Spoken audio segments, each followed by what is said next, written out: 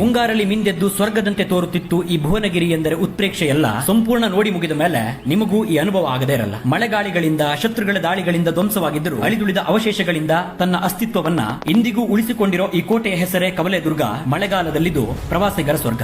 ಸಹ್ಯಾದ್ರಿ ಶ್ರೇಣಿಯ ಮಡಿಲಲ್ಲಿರೋ ಈ ಕೋಟೆ 9ನೇ ಶತಮಾನದ ಹೊತ್ತಿಗೆ ನಿರ್ಮಾಣವಾಗುತ್ತೆ.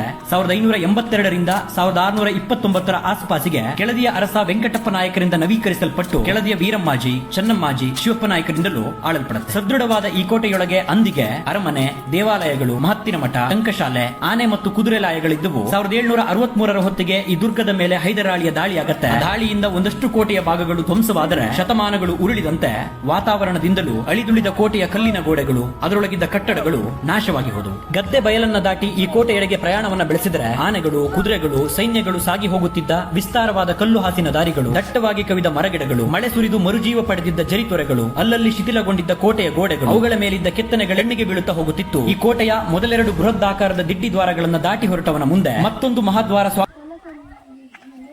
ಅನುಭವ ಕೊಟ್ಟಿತ್ತು. ಮುಂದುವರಿದವನಿಗೆ ಮತ್ತದೇ 3 ಸುತ್ತಿನ ಕೋಟೆಯ ಬೃಹದಾಕಾರದ ದ್ವಾರಗಳು, ಬುರುಜುಗಳು, ಸೈನಿಕರ ಕಾವಲು ಗೋಪುರಗಳೇ ಗಮನ ಸೆಳೆಯುತ್ತಿದ್ದವು. ಅಲ್ಲಿದ್ದ ವಿಶ್ವನಾಥನ ದೇವಾಲಯದಲ್ಲಿ ಕಾಶಿಯಿಂದ ತಂದ ಅಮೃತ ಶಿಲೆಯಿಂದ ವಿಶ್ವನಾಥೇಶ್ವರನ ವಿಗ್ರಹವನ್ನ ಕೆತ್ತಿ ಪ್ರತಿಷ್ಠಾಪಿಸಲಾಗಿತ್ತು. ಕೆಳದಿಯ ಕಲೆ, ಸಂಸ್ಕೃತಿ, ವಾಸ್ತುಶಿಲ್ಪಕ್ಕೆ ಸಾಕ್ಷಿಯಾಗಿರೋ ಈ ದೇವಾಲಯದ ಮುಂದೆ ಅತಿ ವಿರಳವಾಗಿ ಕಾಣಸಿಗೋ ಎರಡೆರಡು ಗರುಡ ಗಂಬಗಳಿದ್ದು, ಈ ಪ್ರಕೃತಿ ಶ್ರೀಮಂತವಾದ ಭುವನಗಿರಿಯಲ್ಲಿ ಹೆಚ್ಚು ಹೊತ್ತು ನನ್ನ ಕಳೆಯ ಹಾಗೆ ಮಾಡಿದ್ದು, ನಿಸರ್ಗದೊಳಗೆ ಕಳೆದು ಹೋಗುವ ಹಾಗೆ ಮಾಡಿದ್ದು ದೇವಾಲಯದ ಪಕ್ಕದಲ್ಲೇ ಇದ್ದ ಒಂದು ಸುಂದರವಾದ ಕೊಳ. ಮಳೆಯಲ್ಲಿ ಮಿಂದೆದ್ದು ಭೂಮಿಯೆಡೆಗೆ ಹನಿಯುಕ್ಕುತ್ತಿದ್ದ ಮರಗಿಡಗಳ ಮಧ್ಯೆ ಇದ್ದ ಶುದ್ಧ ನೀರನ್ನ ಹೊಂದಿದ್ದ